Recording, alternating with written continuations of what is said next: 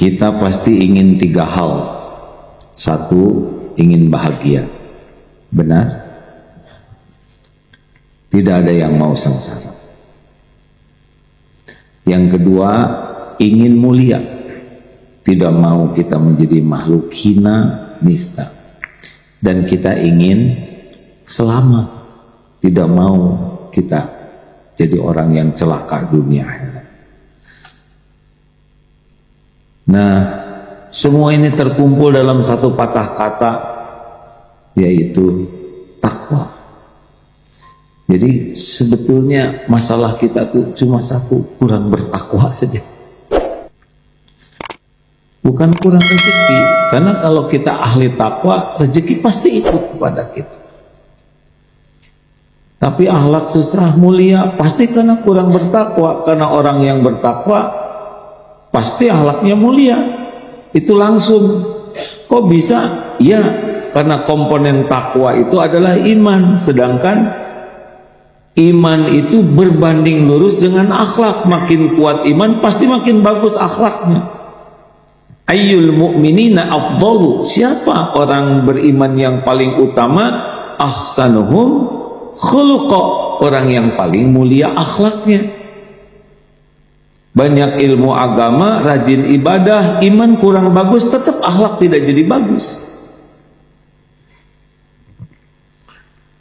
Kalau maaf ya, kalau dilihat dari depan ini wajahnya ada kemiripan.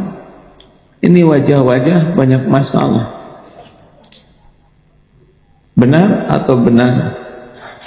Banyak masalah baik atau buruk? Tergantung. Kalau benar menyikapinya jadi kebaikan, salah menyikapinya jadi keburukan. Jadi masalah itu tidak ada yang bahaya. Yang bahaya itu salah menyikapi masalah. Orang diberi soal ujian tidak bahaya. Orang lulus atau tidak lulus bukan karena soal, tapi karena jawabannya. Benar atau tidak, betul? Nah, yang membuat kita sengsara menghadapi masalah adalah kita berusaha memecahkan masalah itu sendiri. Maaf ya, jangan tersinggung ya. Kita ini udah bodoh, sok pinter, itu yang bikin pusing. Udah lemah, sok kuat. Udah kita enggak punya, sok kaya. Ini masalah kita. Padahal masalah itu diadakan oleh Allah supaya kita jadi dekat dengan Allah, lalu Allah nanti yang membantu kita menyelesaikan masalah. Jadi masalah itu bukan diselesaikan oleh kita, bukan. Kita ini la haula wala quwwata illa billah, kan ngaku begitu, benar? Tiada daya, tiada kekuatan kecuali dari Allah. Sebagian ulama mengatakan bukan hanya daya berbuat, kita tidak sanggup taat kepada Allah tanpa pertolongan Allah, tidak sanggup kita menjauhi maksiat tanpa pertolongan Allah. Azan saja dengar, Allahu Akbar, Allahu Akbar, jawabannya takbir. Asyhadu an la ilaha illallah, asyhadu anna Muhammadar Rasulullah, hayya 'alas shalah. Tuh, kita nggak bisa sholat tanpa pertolongan Allah. Hayya 'alal falah. Nggak ada kesuksesan apapun tanpa pertolongan Allah. Bahkan akhlak kita jadi baik juga itu hanya bisa dengan pertolongan Allah. Allahumma hdini li ahsani akhlak, la yahdi li ahsaniha illa anta. Ya Allah, tunjukkan kepada hamba akhlak yang baik. Tidak ada yang bisa menunjukinya selain Engkau. Wasrif anni sayyi'aha, la yasrifu anni sayyi'aha illa anta. Dan palingkan dariku keburukan akhlak. Tidak ada yang bisa memalingkan dariku illa anta, selain Engkau. Coba surat At-Tolak ayat 2 dan 3. Wa may yattaqillah yaj'al lahu makhraja. Barang siapa yang bertakwa kepada Allah, baginya jalan keluar. Bukan pintar, bukan hebat, bukan berpengalaman, bukan otot kawat balung besi leher beton, urat kabel, bukan banyak jaringan. Enggak. Satu-satunya pemilik karunia apapun juga itu hanya Allah. Wa ma bikum min ni'matin fa min Allah. Apa saja karunia pemiliknya satu, Allah Subhanahu wa taala. Selain Allah hanya jalan. Jadi kalau ada masalah yang dipikir apa? Siapa? Kalau punya masalah yang kita pikir itu siapa? Apa? Allah. Bukan masalahnya. Enggak dibimbing oleh Allah, enggak kepikir itu solusi, hadirin. Mau bulak-balik bekok, maksudnya bulak-balik mikir, oleh Allah ditutup-tutup. Kemarin zaman Omikron Omikron, bukan, saya juga nggak tahu yang saya omongin. Itu perusahaan-perusahaan yang baru tumbuh. Ya begitu, terserahlah saudara apa. Diagadang-gadang ini orang pintar-pintar, tiba-tiba banyak uang. Sekarang musim PHK, nggak kurang pinternya, nggak kurang kerjanya, karena yang membuka, menutup, melapangkan, menyempitkan, memberi, mengambil rezeki itu cuma satu, Allah Subhanahu wa taala. Nggak ada yang lain. Jack Ma hebat, nggak ada yang hebat. Jack Ma itu ya sama seperti kita, cuma lagi diuji dengan, bukan ujian lah, cuma dia jadi gitu aja. Tapi makannya tetap sama dengan saudara. Jadi nggak ada kagum-kagumnya kita sama dunia ini. Nanti 2024 bagaimana? Belum tentu hidup kita 2024. Pertengahan 2023 kan meninggalnya Pak.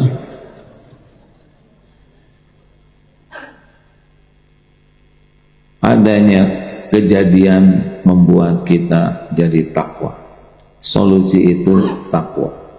Rezeki itu takwa.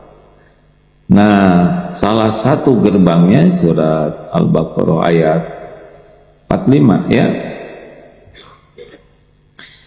A'udzubillahi minasyaitonirrajim. Ini harus dihafalkan karena pendek sekali ya. Wasta'inu bis-sabri was-shalah. Pendek. Dan jadikanlah wasta'inu bis-sabri was-shalah. Sabar dan salat sebagai penolongmu. Di sini penolongmu ini adalah bagaimana Allah menolong kita. Wa innaha lakabiratun illa 'alal khashiin. Dan yang demikian itu berat, kecuali sungguh berat ya, kecuali bagi orang yang khusyuk. Jadi sabar, sholat. Jadi kalau ada masalah tuh bukan masalahnya, kualitas sabar, kualitas sholat. Solusi itu Allah yang memberikan kalau kita termasuk yang layak ditolong. Jadi posisi kita menghadapi hidup ini adalah bukan menyelesaikan masalah, melayakkan diri kita, keluarga kita, perusahaan kita menjadi perusahaan keluarga personal yang layak ditolong Allah. Semua masalah kita itu dalam pengetahuan Allah sempurna, enggak ada yang luput. Terjadinya masalah menimpa kita dengan izin Allah. Allah enggak izinkan, enggak terjadi. Ma asaba min musibatin illa biiznillah wa may yu'min billah yahdi qalbah. Wallahu bikulli syai'in alim. At-Taghabun ayat 11.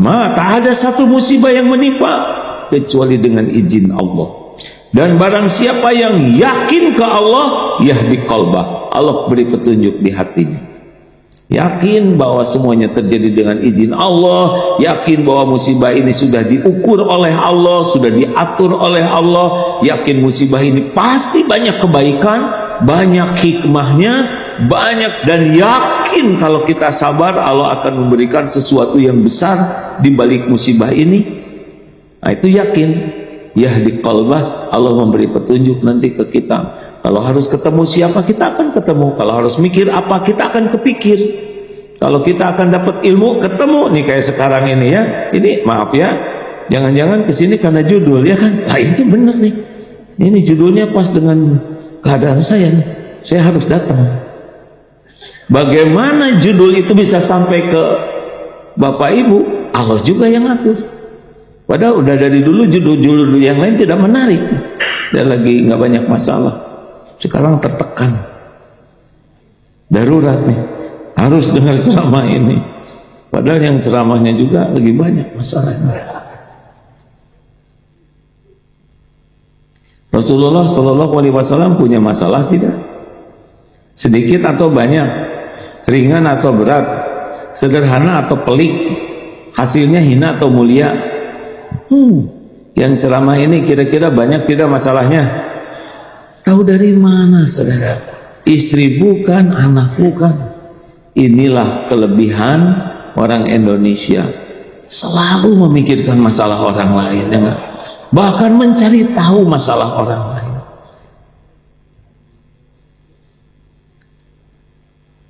Wasta'inu bisabri wassalah. Jadi saya termasuk ahli sabar atau tidak? Gitu aja pertanyaan. Innallaha ma'as-sabirin. Karena Allah bersama orang yang sabar, dan tidak pernah ada orang sabar kecuali pasti sukses. Nggak bisa enggak itu. Sabar itu apa? Sabar itu sederhananya begini. Sabar itu bisa menahan diri, bisa mengendalikan diri, mengontrol dirinya, sehingga yang dia lakukan, dia katakan, dia tulis, dia pikirkan adalah sesuatu yang Allah sukai. Itu sabar. Jadi tahan, dan actionnya yang Allah suka. Nah, orang tidak sabar tidak bisa nahan, maka actionnya yang Allah tidak suka. Kenapa? Karena nafsu ini bisu'i, nafsu ini bawaannya kepada yang tidak Allah suka. Maaf ya, nih HP ini ujian kesabaran bagi kita. Dulu ya, sebelum ada teknologi begini, maksiat ada, tapi rada susah. Maaf ya, lihat lawan jenis, lihat aurat orang, itu gak gampang. Dilihat kelamaan bisa dikamplong kita, ya paling nyuri-nyuri gini. Sekarang kita bisa lihat yang paling tidak boleh dilihat sendirian, sembunyi-sembunyi, sepuas-puasnya.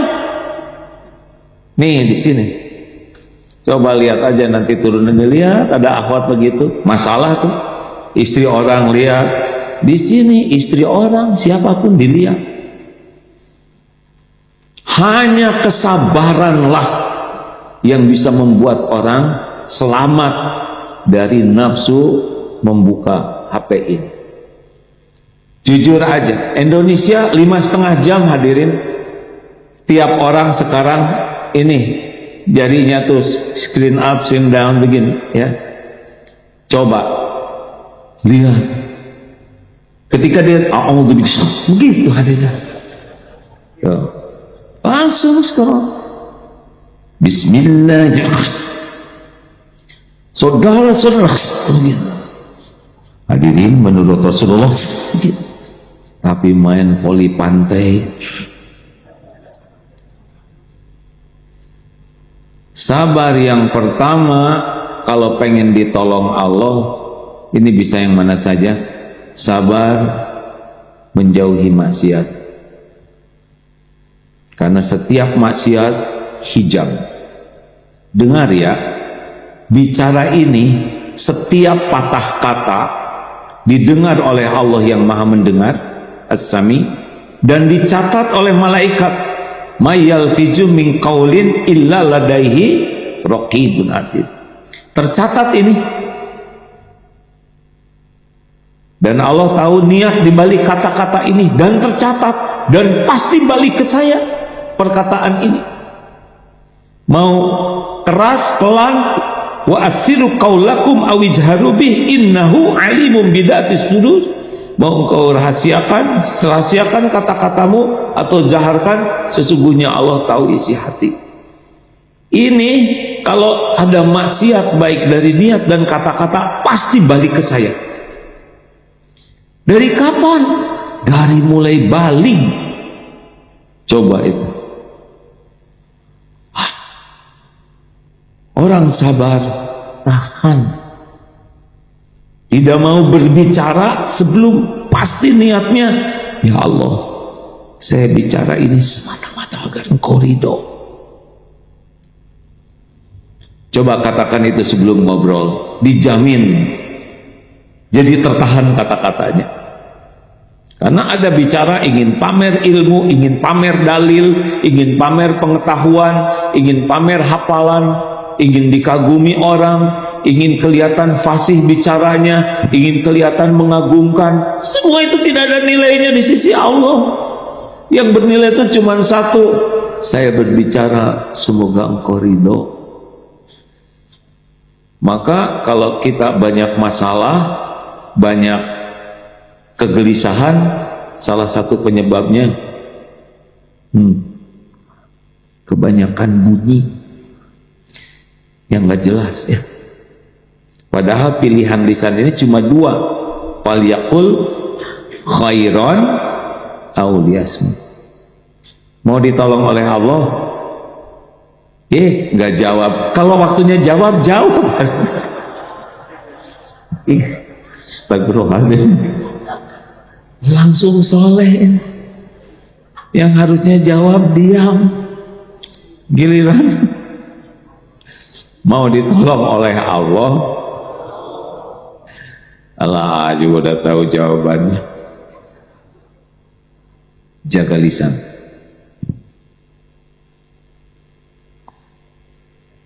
Karena la yastaqimu imanu abdin, tidaklah istiqomah iman seseorang hamba hatta yastaqima, sampai dia istiqomah qalbuhu, hatinya. La yastaqimu, dan tidak akan istiqomah hati qalbuhu hatta yastaqima lisan. Kalau mau tolong Allah, coba kurangi bicara. Sampai yakin mau bicara tuh satu, niatnya benar. Ya Allah, saya bicara ini semata-mata agar Engkau ridho. Bukan supaya orang terpesona, bukan supaya orang percaya, bukan supaya orang kagum. Tidak penting, nanti Allah yang ngebulak-balik hati. Makanya kalau bapak lagi memberikan atau lagi berdebat dengan istri atau apa, gak usah segala dijelasin. Pertama, maaf, tetap bapak gak dipercaya, ya kan? Nah, track recordnya nggak ada jejak layak dipercaya. Sumpah bu, dari dulu juga sumpah.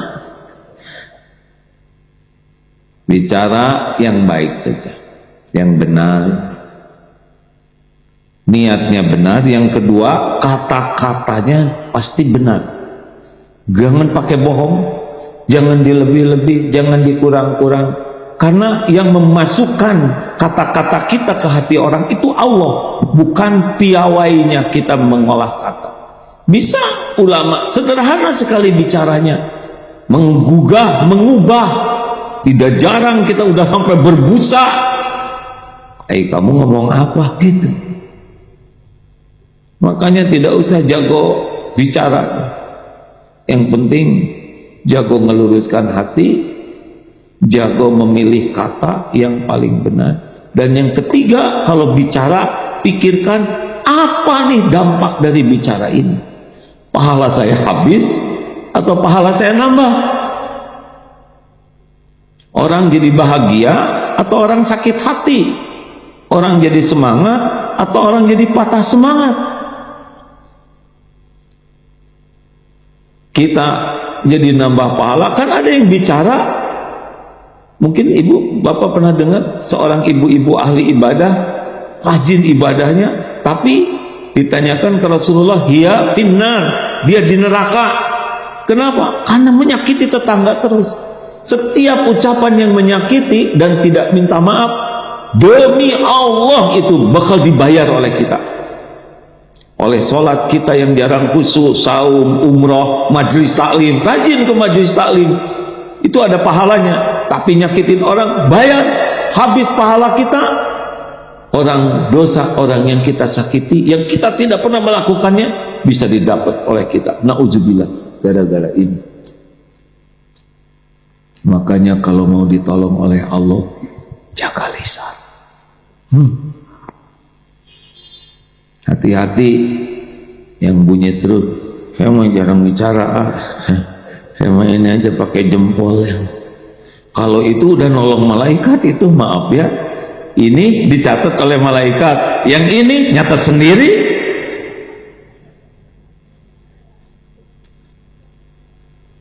Emang WA kita, wall Facebook ini nggak ada perhitungannya. Demi Allah ada nanti di akhirat. Faman ya'mal mithqala dzarratin khairan yara wa may ya'mal mithqala dzarratin syarran yara. Saya mah udah dihapus, di delete, bahkan ininya juga sudah dihancurkan, dimasukkan ke laut. Nggak ada, beda lagi. Ada catatannya khusus di sisi Allah. Jangan segala diposting. Kalau pengen pertolongan Allah, tahajud nggak usah diposting. Umroh, ya Allah, dari jauh hamba datang kepadamu, tetap lihat kamera. Nggak takut posisinya nggak bagus, takut belum diornin. Gak penting kita disukai orang, yang penting disukai Allah. Loh, tapi kan saya ingin disukai orang. Allah yang ngebulak-balik hati orang, bukan kita. Makanya bapak nggak usah mati-matian pengen dicintai istri. Pertama memang nggak mengesankan ya. Yang kedua nggak bisa ngebulak-balik hati istri. Jadi orang baik aja pak, disukai Allah. Allah yang ngebalikkan hati. Juga suami ke istri, istri ke suami, orang tua ke anak. Jaga lisan, jaga pandangan, karena dua ini nih gerbangnya yang paling membuat tidak sabar. Tidak usah segala ingin tahu, jangan segala ini kok nggak tamat-tamat ya pengadilan sampo itu. Terus mau ngapain? Buang-buang waktu, Siapa kita? Tinggal beli sendiri samponya. Kenapa kita harus sibuk dengan gimana ya tentang perang Rusia? Itu mau ngirim tank. Kenapa boros amat otak kita? Kalau kita banyak berpikir yang jadi dosa dan sia-sia, nggak sabar. Jaga lisan, jaga pandangan, jaga dari maksiat. Itu saya katakan karena supaya ditolong Allah. Sabar apalagi? Sabar dalam taat. Sholat itu harus sabar, hadirin. Sedekah itu sabar. Kalau nggak sabar, yang paling kecil 120.000. Kalau nggak sabar, yang mana yang dimasukin? 20. Ternyata 125 ada. Jadi yang mana? Keselip ada 127, jatuhnya 2.000 lagi, persis yang kemarin ya. Hanya sabar, memilih yang paling Allah sukai. Lihat uang ini, mana yang paling Allah sukai? Waduh, kalau 100.000 nanti gimana? Ada lagi, paling nyesel, ya kan?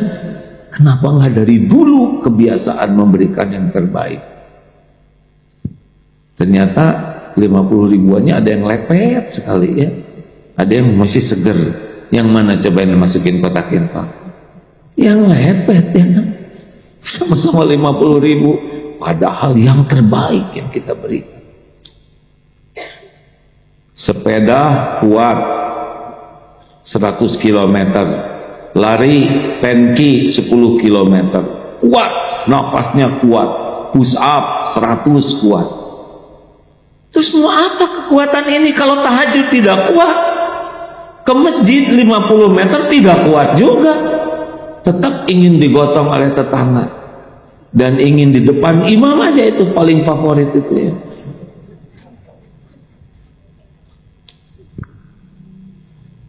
Mau apa aku kalau ibadah nggak kuat, ngaji nggak kuat?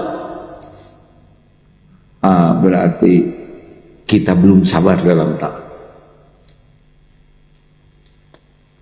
Dan sabar ketika dapat musibah. Tenang saja hadirin, semua musibah sudah diukur oleh Allah. Semua sudah diatur, ngepas dengan dosis kita. La yukallifullahu nafsan illa usaha. Allah tahu keadaan kita, lebih tahu daripada kita sendiri. Jangan sok tahu ya, ini berat sekali. Enggak, udah diukur. Saudara aja ngeberat-beratin diri ya. Semua sudah diukur, dan semua yang menimpa kita adalah untuk kebaikan kita. Tidak ada yang Allah lakukan bagi hamba-hambanya kecuali yang paling membuat hamba itu selamat. Tidak ada yang lebih mencintai kita selain pencipta kita. Benar? Maaf ya, ini sebetulnya kata-kata kurang pas. Kalau Allah gemes sama kita, ini nggak baik, kata-kata gemesnya tidak ada di sisi Allah ya. Ya model-model kita apa ya, tinggal dimusnahkan aja ya kan. Sholat ngelantur, mikir ngeres, sedekah pelit padahal uangnya juga milik Allah, betul tidak? Coba apa model-model kita? Maaf ya, jangan tersinggung. Kan tinggal sambal petir, jebret, gosong, selesai. Allah tuh nggak untung sama sekali oleh model-model kita kayak gini. Mau taat nih, kuat tenaga, nggak ada untungnya bagi Allah, penguasa langit dan bumi. Makanya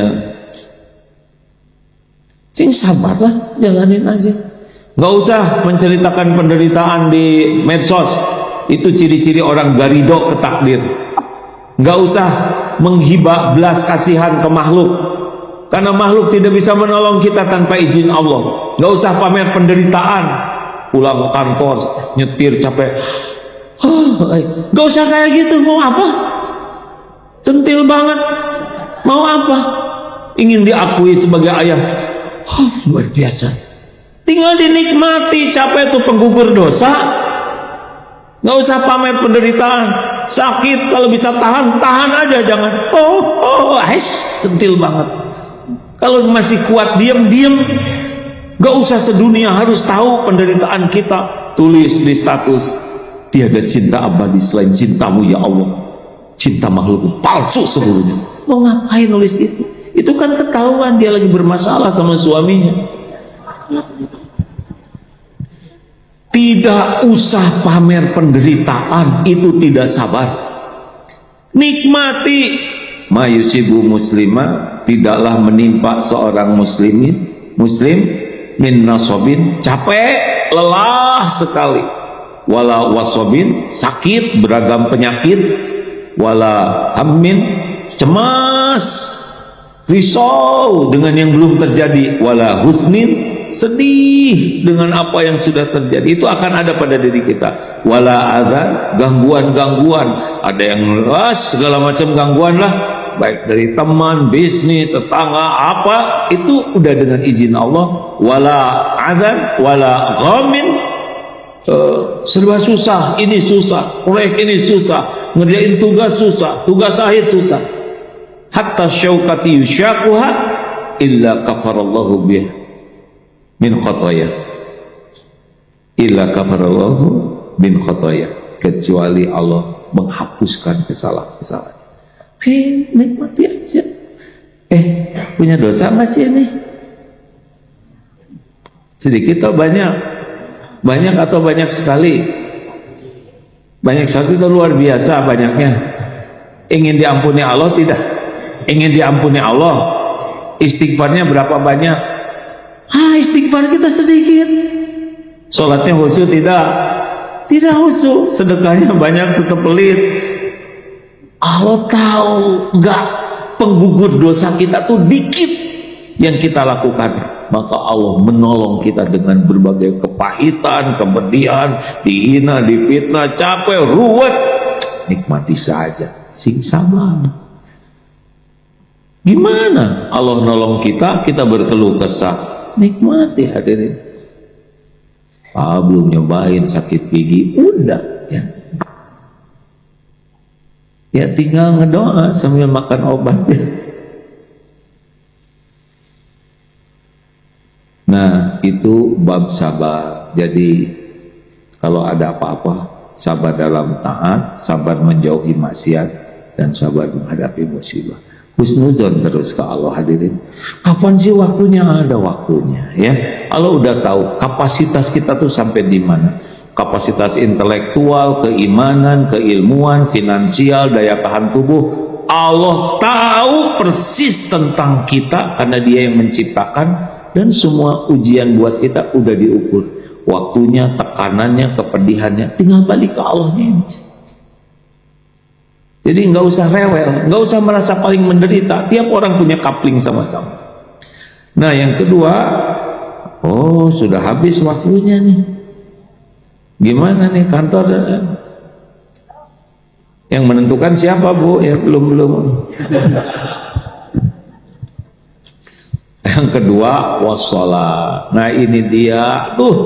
Sebetulnya kalau iman kita mantap ke Allah ya, kalau ada apa-apa nggak usah ribet. Ambil wudhu, sholat. Rasulullah Shallallahu Alaihi Wasallam seperti itu. Kenapa? Karena cuman Allah Subhanahu Wa Taala satu-satunya yang bisa menolong kita. Hasbunallah wa ni'mal wakil, ni'mal maula wa ni'man nasir. Bergabung nih seluruh jin dan manusia, gabung nih semuanya. Mau menolong kita, udah janji. Demi Allah tidak terjadi kecuali yang Allah tetapkan untuk kita. Gak bisa. Wah tenanglah, mau tenang-tenang. Enggak, justru gak tenang gara-gara mikirin dia ngomong tenang ya kan? Jadi masalah kita tuh bersandarnya kepada selain Allah. Itulah yang membuat sholat kita jarang khusyuk.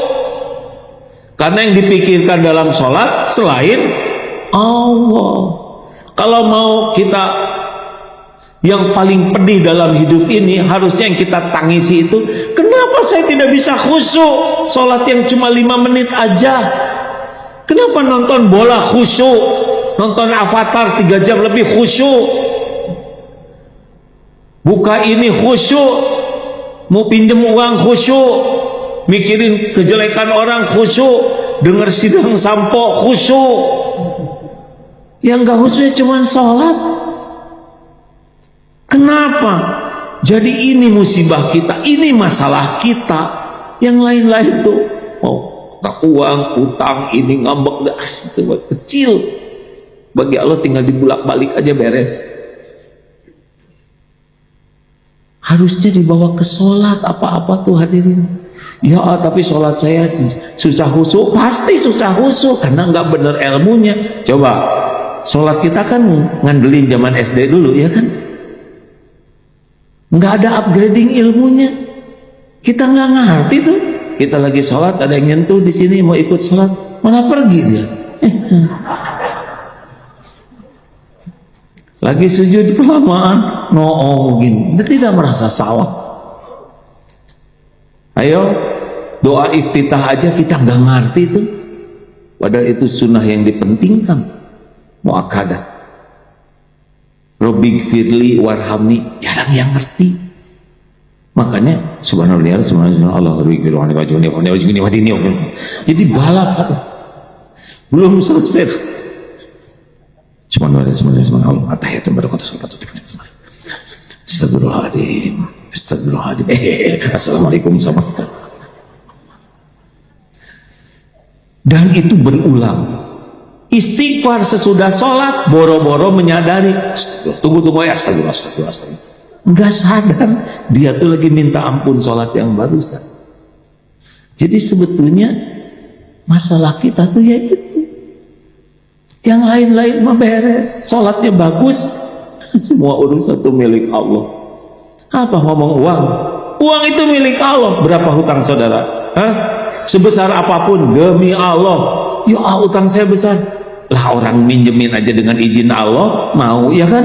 Apa susahnya ngelunasin sejumlah itu? Betul tidak? Tapi mana ada yang mau, tinggal dibalikin hatinya. Yang tadinya nagih, saya tuh mau nagih. Tapi kenapa lihat wajah saudara jadi prihatin? Ya halal, beres tuh. Nggak ada yang sulit. Demi Allah, karena saya ngalamin ya. Nggak ada yang gawat.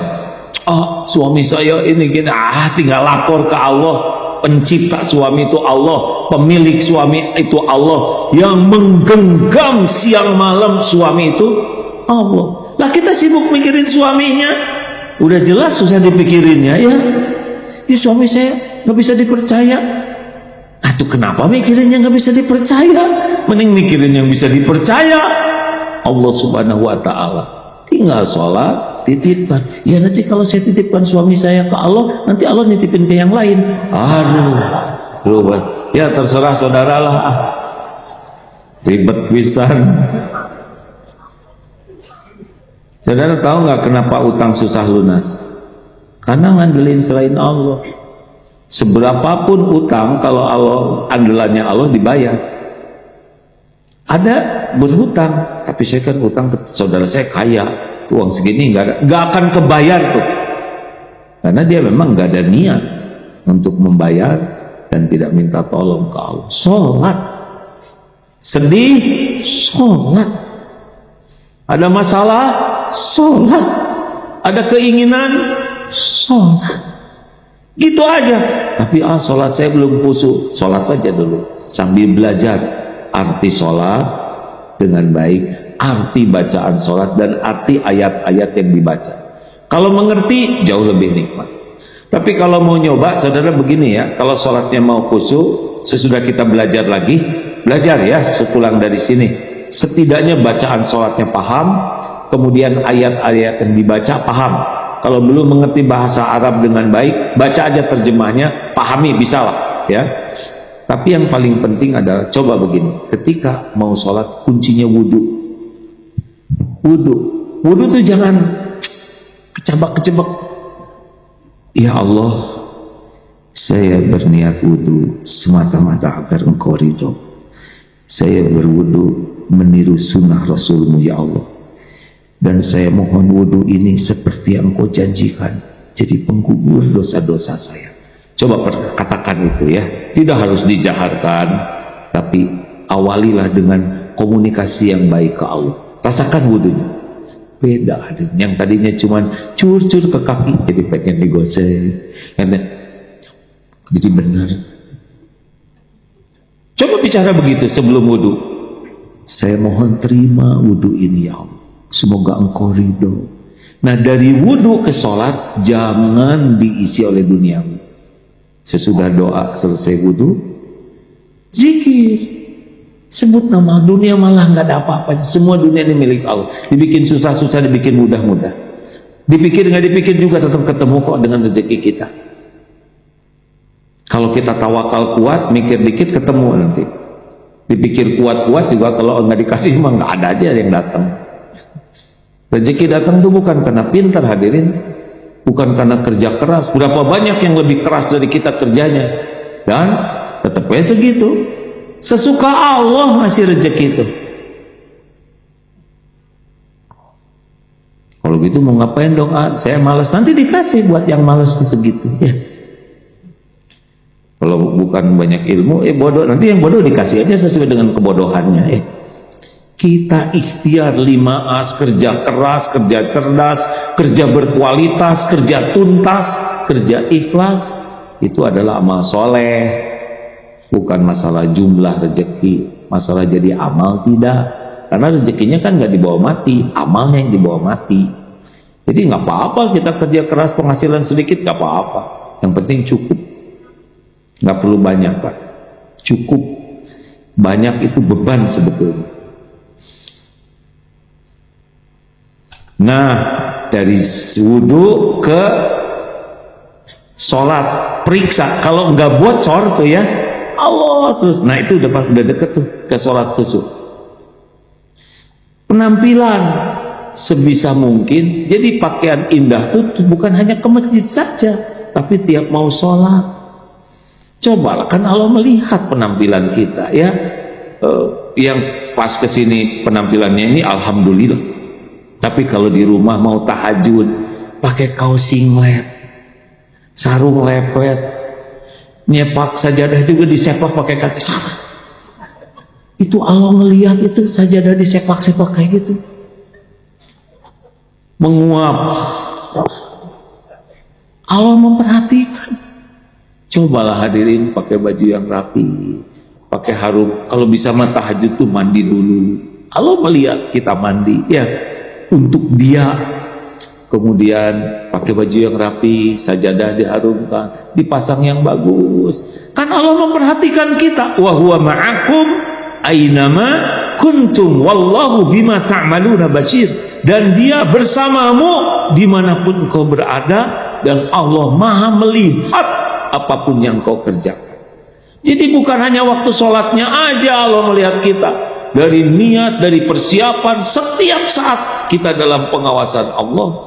Dan Allah tahu kita pengen khusyuk. Banyak tipu daya setan. Setan tuh ciptaan Allah. Kalau Allah ngebungkem dia susah nipu kita, betul? Kalau ingat setan langsung ingat pemiliknya. Wah gawat setan sekarang tipu ya. Udah gawat buat dia. Ada Allah yang menguasai. Tapi setannya segitu ngaconya. Disuruh sujud kepada Allah, dia sujud. Yang dia tidak mau sujud itu ke Nabi Adam. Tapi manusia ada yang nggak mau sujud ke Allah tuh. Jadi lebih ngaco lagi ya kan. Kita aja yang sholat masih ngaco. Ayo, kunci lainnya adalah tumanina. Biasakan tumanina. Allahu Akbar. Jangan Allah Akbar. Alhamdulillah. Nggak bisa. Alhamdulillahi Rabbil Alamin Ar-Rahmanir-Rahim. Kalau paham itu nikmat sekali. Fatihah saja sudah mau nangis tuh, karena setiap ucapan kita dibalas oleh Allah. Nah hadirin sekalian, pelajari ilmu sholat, pahami maknanya, pahami bacaan-bacaan sholat ya, dan ayat-ayat yang dibaca itu akan jauh lebih baik, plus persiapannya bagus, dan lakukan dengan tumanina. Dan kuncinya minta ke Allah supaya diberikan kehusuan.